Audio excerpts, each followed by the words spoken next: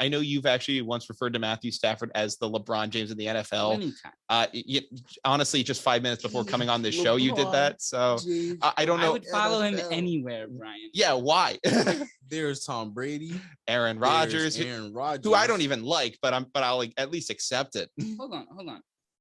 Fastest quarterback to reach 20,000 passing yards, 25,000 passing yards, 30,000 passing yards, 35,000, 40, LeBron 45. It's of the NFL. Yeah, no, he's the best. And you can't necessarily compare like what situation you're going into to like LeBron, where basketball is just a completely different sport. And so situations aren't comparable. But he did all those things. He has all of these records to prove it. And all like it's all there in tangible representation of what he's done. The question is though, if he is the LeBron James of the NFL, then who is Tom Brady? Tom Brady's, just another guy. Yeah, screw you. Screw you. You're a troll. All right. Listen, like regardless of how good you think Matthew Stafford is, I'm so glad that he did finally get a championship on Sunday. Well, the Lions, I don't know if I'll ever see them get there in my lifetime. The Rams were able to do it. And honestly, I was looking at this Rams team this year, and I saw them, and when they were going out and making these big moves, getting OBJ, getting Von Miller, doing all these insane moves at the deadline and in free agency, I was like, all right, for them, it is championship or bust. Like, and this could either be one of those teams that, just goes all in, puts all their chips on the table and says, all right, we're going to take the chip, or it's going to be like one of those famous experiments where it just doesn't work out. There was there was a Philadelphia Eagles team, I think in like the early 2000s that tried to do something like this.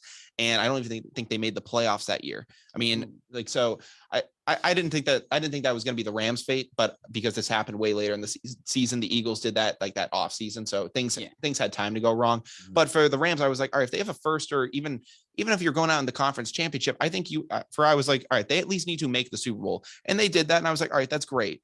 But I also looked at the way this team was constructed, and Von Miller is going to be a free agent. Who knows? Now after this game, he might retire. OBJ is going to be a free agent. Obviously, he's now hurt. There's a lot of different factors that go into this. And while you do have Matthew Stafford for the next couple of years, it was like, all right, you have like the perfect storm right now. Will you be able to recreate that after an offseason and all the uncertainty that goes into that? Sean McVay could be gone. A lot of things could go into that. So for me, I was like, all right, this is the Rams time to strike. I saw a team like the Bengals. I was like, all right, they're good, but they could at least, build something over the next 3 to 5 years. The Rams, I was like, they're kind of in a prime position where they'll be competitive next year. Obviously, I think they could even make a chance to go back. Mm-hmm. But in terms of striking when they were strongest, this was going to be the opportunity to do it. And they did. So obviously it's a scary situation for teams, because it's like, all right, do I invest all in and risk, losing a bunch of money and having this all blow up in my face? Or do you do what the Rams did and you put all your chips on the table and you go win a freaking championship? And they did it. Yeah. And they did it. And the question is too, like you had brought up an interesting fact. Mm-hmm. A lot of these guys might retire or eventually will retire in the next 3-4 years. Von Miller, Aaron Donald. Yeah. You know what I'm saying? So when you look at Matthew Stafford, a great quarterback like him, I'm not saying he's not great. I'm just saying a great quarterback like him, you have to put the weapons around him. Mm-hmm. A healthy receiver, healthy line, not get sacked 8 times like a young Joe Burrow. You know what I'm saying? So yeah. That's another thing too. Like, you want to talk about one of the storylines in this game. Obviously, people have kind of been back and forth on how Matthew Stafford did in this game. He obviously finished 26 of 40, 283 yards, 3 touchdowns, 2 picks.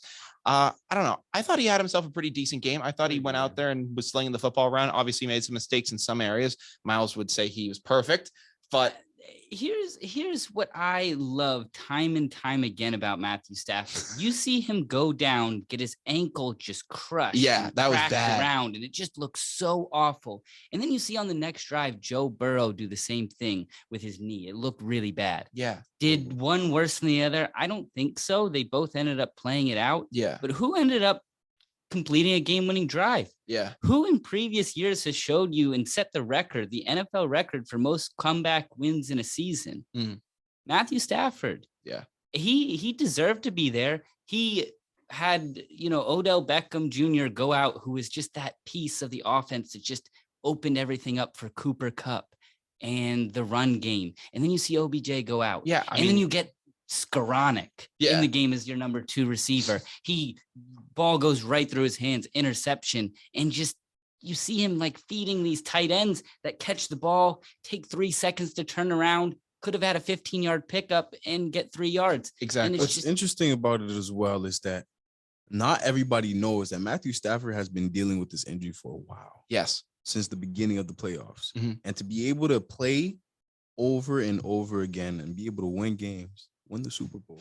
Yeah, that's impressive. It was very similar to when that regular guy, Tom Brady, Miles was referring to. Regular guy. It was similar to when he played with, I think it was a torn MCL last year in last year's Super Bowl. So right. I don't know. It was. I feel like that was more like a brand thing. Tom Brady's good at that.